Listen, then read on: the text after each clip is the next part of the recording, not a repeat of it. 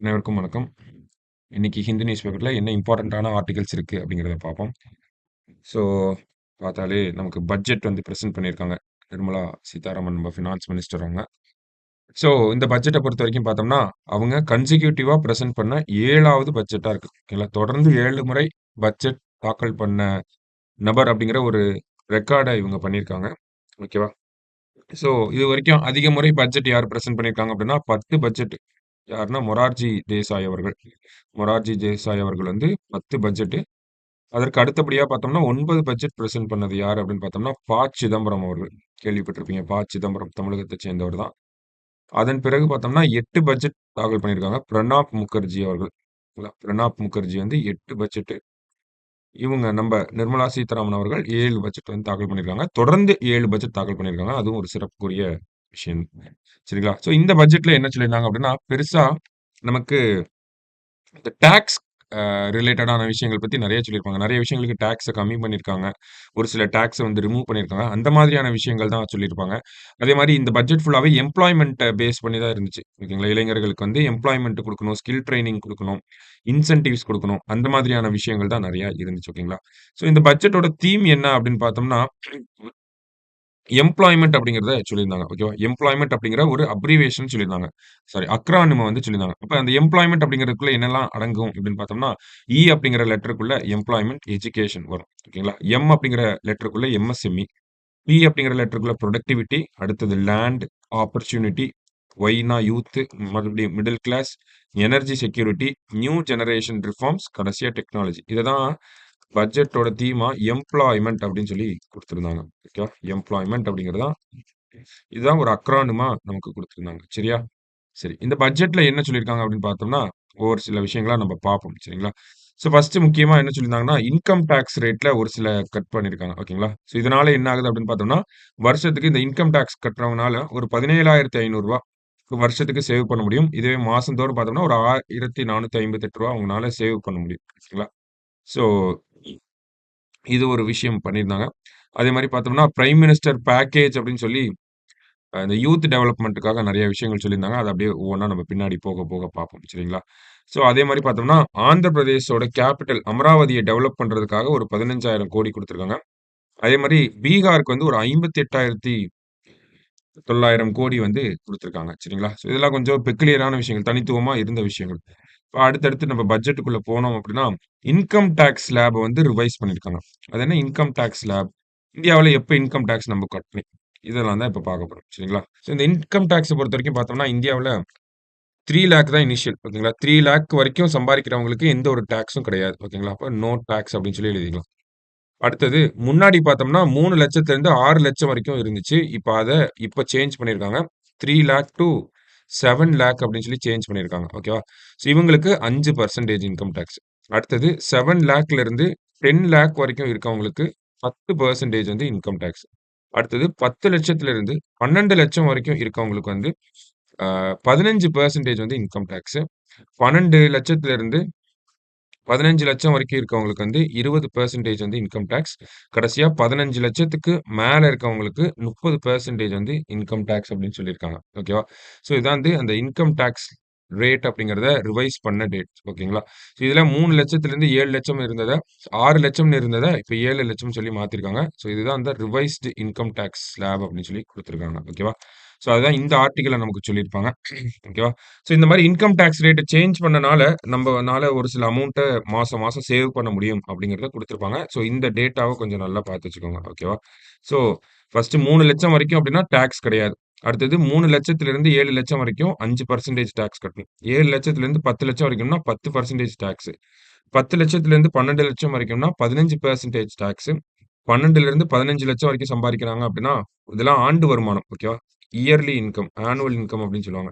So 12,00,000லேருந்து 15,00,000 வரைக்கும் சம்பாரிக்கிறாங்க அப்படின்னா, அவங்களுக்கு 20% வந்து இன்கம் டாக்ஸு. கடைசியா 15,00,000க்கு மேல சம்பாரிக்கிறவங்களுக்கு 30% வந்து இன்கம் டாக்ஸ். ஓகேவா? அவங்க சேலரில 30% வந்து இன்கம் டாக்ஸ் கட்டுவாங்க அவங்க. சரியா? ஸோ இந்த ஒரு விஷயம் வந்து நமக்கு முக்கியமா இருந்துச்சு. அடுத்ததா பார்த்தோம் அப்படின்னா, முக்கியமான விஷயங்கள்ல இந்த இடத்துல ஏஞ்சல் டாக்ஸ் அப்படின்னு குடுத்துருக்காங்க. ஏஞ்சல் டாக்ஸ், நிக்ஸ்ட் அப்படின்னு குடுத்துருக்காங்க. அதாவது ஏஞ்சல் டாக்ஸ் அப்படிங்கிற ஒரு விஷயம் பார்த்தோம்னா, ஸ்டார்ட் அப்ஸ்லாம் இருக்கு இல்லையா? இந்த ஸ்டார்ட் அப்ஸ் மேல இன்வெஸ்ட் பண்ணுவாங்க இல்லையா? அவங்க மேல போடக்கூடிய வரி தான் ஏஞ்சல் டாக்ஸ். ஓகேவா? ஸ்டார்ட் அப்ஸ் மேல இன்வெஸ்ட் பண்ணக்கூடியவங்க மேல போடுறது தான் ஏஞ்சல் டாக்ஸ் அப்படிங்கிறது. ஓகேவா? ஸோ, இப்ப இந்த ஏஞ்சல் டாக்ஸ் அப்படிங்கிறத வந்து கேன்சல் பண்ணிட்டாங்க. இனிமேல் இந்த ஏஞ்சல் டாக்ஸ் அப்படிங்கிறது இருக்காது. இதனால ஸ்டார்ட் அப்ஸ்ல வந்து அதிகமான முதலீடுகள் வரும் அப்படிங்கிறத நம்மனால எதிர்பார்க்க முடியும். சரியா? ஸோ, ஏஞ்சல் டாக்ஸ் அப்படிங்கிறது ஸ்டார்ட் அப்ஸ் மேல இன்வெஸ்ட் பண்றவங்க, முதலீடு செய்யறவங்க மேல போடக்கூடிய வரியா இருந்துச்சு. அந்த ஏஞ்சல் டாக்ஸ கேன்சல் பண்ணிட்டாங்க. அதனால இப்ப நெறையா முதலீடுகள் ஸ்டார்ட் அப்ஸ் மேல வந்து விழுகும் அப்படிங்கிறத நம்ம எக்ஸ்பெக்ட் பண்ணலாம். சரியா? ஸோ, இது ஒரு முக்கியமான விஷயமா இருந்துச்சு. அடுத்தது முக்கியமான விஷயங்கள் ஒவ்வொன்னா பார்த்துட்டு வரோம். இந்த இடத்துல பார்த்தோம் அப்படின்னா இந்த கோல்டு, சில்வர், பிளாட்டினம் இது மேல இருக்கக்கூடிய கஸ்டம்ஸ் டியூட்டி அப்படிங்கிறத ரெடியூஸ் பண்ணியிருக்காங்க. 6% கம்மி பண்ணியிருக்காங்க. ஓகேங்களா? ஸோ, இதனால என்ன ஆகுது அப்படின்னு பார்த்தோம்னா, நமக்கு இந்த கோல்டு, சில்வர், பிளாட்டினம் இதனுடைய விலை அப்படிங்கிறது இப்ப மார்க்கெட்ல கம்மியாகறதுக்கான வாய்ப்புகள் அப்படிங்கிறது இருக்கு. ஸோ, அத பத்தின விஷயங்கள்லாம் குடுத்துருக்காங்க. So, customs duty on gold, silver, platinum are reduced அப்படிங்கிறத மட்டும் நம்ம தெரிஞ்சுக்கிட்டா போதும். கம்மி பண்ணியிருக்காங்க அப்படிங்கிறத நம்ம பார்த்தோம்னா போதும். சரிங்களா? அடுத்ததா பார்த்தோம்னா, முக்கியமான விஷயங்கள்ல இந்த இடத்துல தான் இந்த 5 ஸ்கீம்ஸ் டூ 8 ஜாப் கிரியேஷன் அப்படின்னு குடுத்துருக்காங்க. ஓகேவா? ஸோ என்னன்னா, நம்ம கிட்ட நெறைய யூத் பாப்புலேஷன் இருக்கும். இந்த யூத் பாப்புலேஷன வந்து நம்ம கரெக்ட்டா யூஸ் பண்ணோம் அப்படின்னா, இந்தியாவோட எக்கனாமிக் குரோத் வந்து நல்லாருக்கும். ஸோ அப்ப யூத் பாப்புலேஷன கரெக்ட்டா யூஸ் பண்ணோம்னா, அவங்களுக்கு வேலை வாய்ப்புகள வந்து உருவாக்கி தரும். இப்ப இந்த வேலை வாய்ப்புகள உருவாக்கி தர்றதுக்காக ம் அரசாங்கம் என்ன பண்ண போறாங்க அப்படின்னா, எம்ப்ளாய்மென்ட் லிங்க்டு இன்சென்டிவ் ஸ்கீம் அப்படிங்கிறத ஒரு 5 திட்டங்களா நமக்கு குடுத்துருக்காங்க. ஓகேங்களா? ஸோ இந்த திட்டங்கள பத்தி விரிவா பின்னாடி சொல்லுவாங்க. இப்ப ஜஸ்ட் என்ன அப்படிங்கிறத மட்டும் குடுத்துருக்காங்க. ஸோ ட்ரெய்னிங் குடுத்து அவங்களுக்கு இன்சென்டிவ் அந்த இன்டர்ன்ஷிப் மாரி நமக்கு ட்ரெய்னிங் குடுத்து இன்சென்டிவ் குடுக்குறாங்க இல்லையா? ஸோ அந்த மாதிரியான விஷயங்கள பத்தி தான் நமக்கு குடுத்துருக்காங்க. ஓகேங்களா? ஸோ அது ஒரு 5 திட்டங்களா நமக்கு குடுத்துருக்காங்க. ஃபார் எக்ஸாம்பிள் பார்த்தோம்னா நமக்கு 20,00,000 இளைஞர்களுக்கு வந்து 5 வருஷத்துல வந்து ட்ரெய்னிங் குடுக்கறது. ஓகேங்களா? ஸ்கில் ட்ரெய்னிங் குடுக்கறது.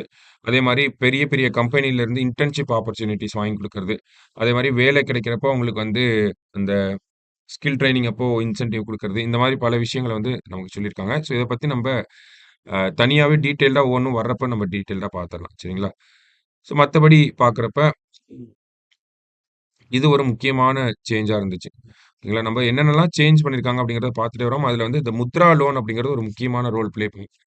ஏப்ரல் 8, 2015ல பிரதான் மந்திரி முத்ரா யோஜனா அப்படின்னு சொல்லி இந்த திட்டம் கொண்டு வரப்படுது. ஓகேங்களா? அதாவது micro units development and refinancing agency அப்படின்னு சொல்லுவாங்க. ஓகேவா? Micro units development and refinancing agency அப்படின்னு சொல்லி. ஸோ இதுக்கு கீழ பார்த்தோம்னா நம்மனால லோன் வாங்க முடியும். இப்ப என்கிட்ட ஒரு பிசினஸ் ஐடியா இருக்கு. ஆனா அதுக்கு என்கிட்ட அ இம்ப்ளிமெண்ட் பண்றதுக்கு காசு இல்ல அப்படின்னா, முத்ரா லோன் கீழ போய் நான் போய் காசு வாங்கிக்கலாம். ஸோ அது வந்து 3 டைப்பா இருந்துச்சு. ஓகேங்களா? கிஷோர் அப் சாரி. ஃபர்ஸ்ட் என்ன வரும் அப்படின்னா, சிஷு அப்படின்னு சொல்லி வரும். ஓகேவா? சிஷு அப்படின்னா 50,000 வரைக்கும் கடன் வாங்கிக்கலாம். அடுத்தது கிஷோர் அப்படின்னா 50,000த்திலிருந்து 5,00,000 வரைக்கும். ஓகேங்களா? 50K டூ 5,00,000 வரைக்கும் கடன் வாங்கிக்கலாம். சிஷு, கிஷோர் அடுத்தது வந்து தருண் அப்படின்றது இருந்துச்சு. தருண் பொறுத்தவரைக்கும் பார்த்தோம் அப்படின்னா, நமக்கு 5,00,000த்திலிருந்து ரூ. 10,00,000 வரைக்கும் கடன் வாங்கிக்கலாம். ஓகேவா?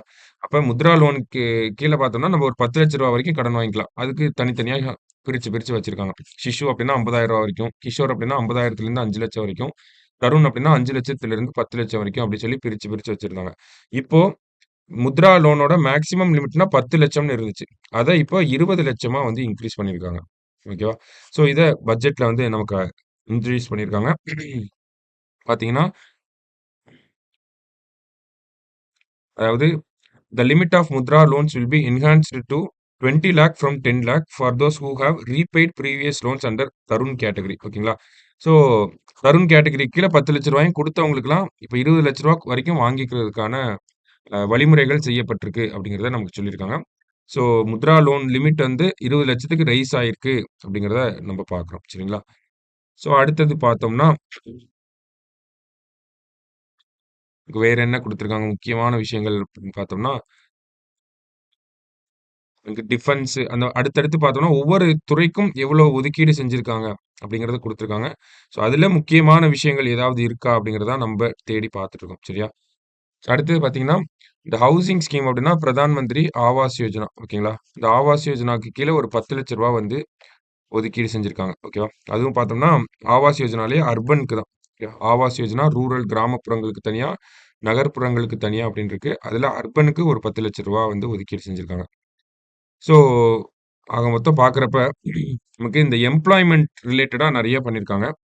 அதே மாரி பார்த்தோம்னா, கடைசியா இங்க டூரிசம் டெவலப் பண்றதுக்காக ஒரு சில இடங்கள் பேர்லாம் அனவுன்ஸ் பண்ணியிருக்காங்க. ஓகேங்களா? Development of Vishnupad temple in Gaya. ஓகேங்களா? கயால இருக்கக்கூடிய விஷ்ணுபாத் டெம்பிள். அடுத்தது மகாபோதி டெம்பிள் இன் புத் Gaya.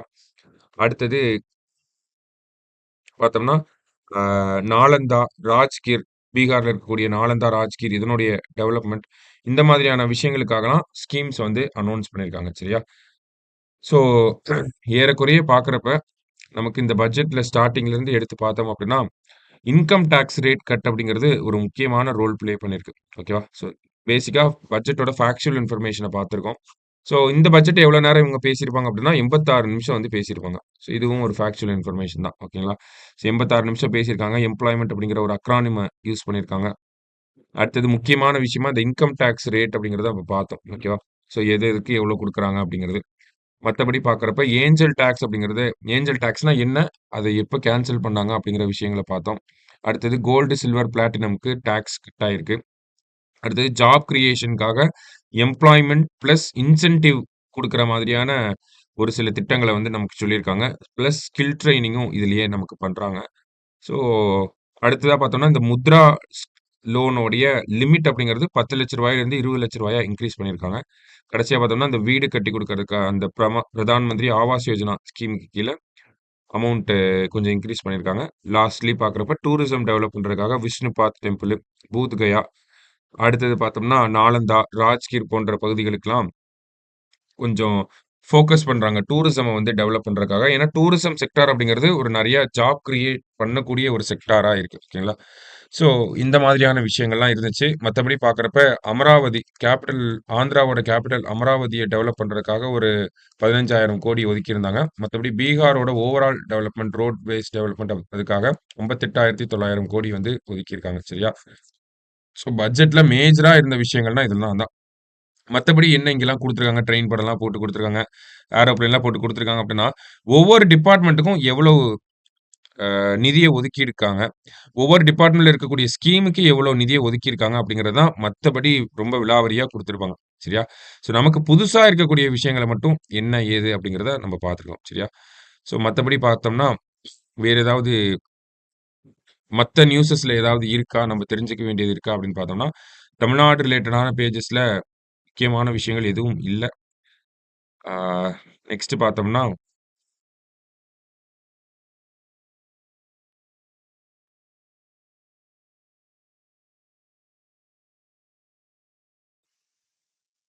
So more or less பார்த்தோம்னா, இவ்வளோ தான் நமக்கு இன்னைக்கு நியூஸ் பேப்பர்ல பட்ஜெட் ரிலேட்டடா தான் நெறைய இருந்துச்சு. ஸ்போர்ட்ஸ் பேஜே வந்துருச்சு. ஸோ பட்ஜெட் ரிலேட்டடா இருக்கக்கூடிய விஷயங்கள் தான் நமக்கு மேஜர் ரோல் ப்ளே பண்ணுச்சு. மத்தபடி பார்த்தோம்னா, அமெரிக்கா பிரசிடென்ட் எலக்ஷன பத்தி சில விஷயங்கள் குடுத்திருந்தாங்க. சில எலக்ஷன் நடக்க நம்ம பார்ப்போம். சரிங்களா? ஸோ இந்த பட்ஜெட் சார்ந்த விஷயங்கள நோட் பண்ணி வச்சுக்கோங்க. நம்ம நாளைக்கு நியூஸ் பேப்பர்ல மீட் பண்ணலாம். Thank you.